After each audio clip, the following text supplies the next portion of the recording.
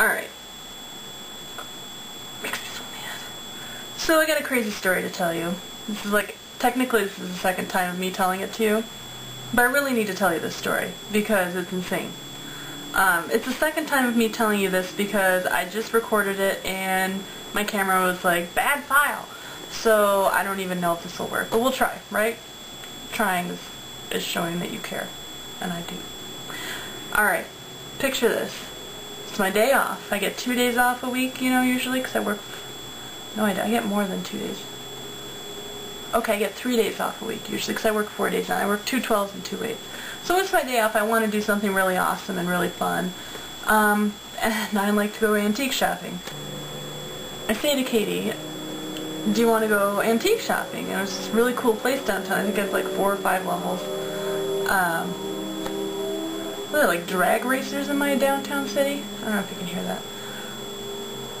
So we go downtown to this antique place that I thought had 5 floors, but turned out to have 3. But I never made it past the 3rd level. Like the one time I went by myself and I got like around the corner and I felt really like spooked out, like there might have been a ghost up there, so I couldn't go and I just kind of left at that point. So I'm thinking, okay, with another person would be cool because I won't be scared.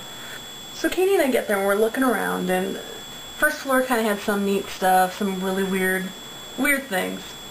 So we're on the second floor looking around, see a couple things that are kind of cool, but it's antique, so if you're really not like collecting a certain thing, there's no point in buying like a little ebony box for $49 because you're not going to use it. So we finally come around and we're going up to the 3rd floor. Katie mentioned that there's a bicycle and I start getting excited because it's like an antique store, so it's an antique bicycle. So I start walking over to the bicycle and Katie says, that looks a lot like your bike. And I'm looking at it and I'm like, and it's kind of weird because, you know, you're in a business place and you're looking at it, it's a bike that looks just like yours. And I look and there's an Ooga horn and I'm like, wow, mine has that too. Mine has the flashy lights in the back and mine's missing a pedal on the left. It is my bike. So I'm in an antique store seeing my bicycle that I didn't even know had been stolen. And how about the fact that I come to the actual store where they're trying to sell it again? So at this point, like, there's like hoots going off in my head. There's like a train noise. It's like a train's like chugging, chugging, chugging, like through one ear and coming out the other. My eye has like, I start seeing, I can't see out of my left eye. There's like blood coming out of one nostril, and I'm upset, just to put it that way. I don't know if I'm angry so much as surprised or upset. So like Katie's like, well, what are you going to do? And I'm like, well, let's go downstairs. So we, you know, come around the staircase and go down. And we get to that floor there, and I try to get the antique lady's attention.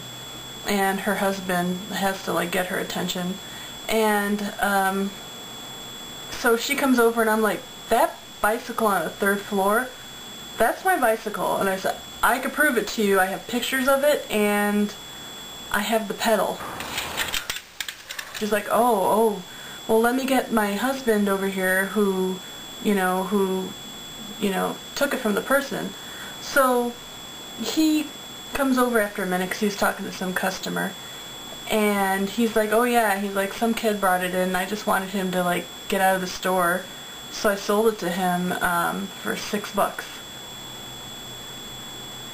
That bicycle, the horn and the light that I have added to it alone is like $30, and I saw the price tag was $37. I don't know why that number, but that bicycle is worth a lot more than that because it's a bike from the 1950s.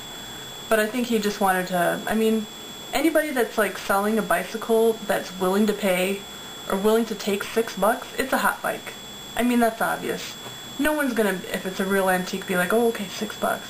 So my question is, I mean, it was lucky for me that they decided to, but why would you try to sell something like that? Why wouldn't you call the police? That's another question for when I go back, because it's still there. I didn't have a way of getting it home, so luckily they said they're going to hold it until I can come back and get it and pick it up. Katie and I leave, and I'm, swearing and and upset and just like, kind of just like, whatever, fuck society, I'm so over it. I'm so over people taking stuff that's not theirs. And we go to my home, we drive back, and I'm honking the horn.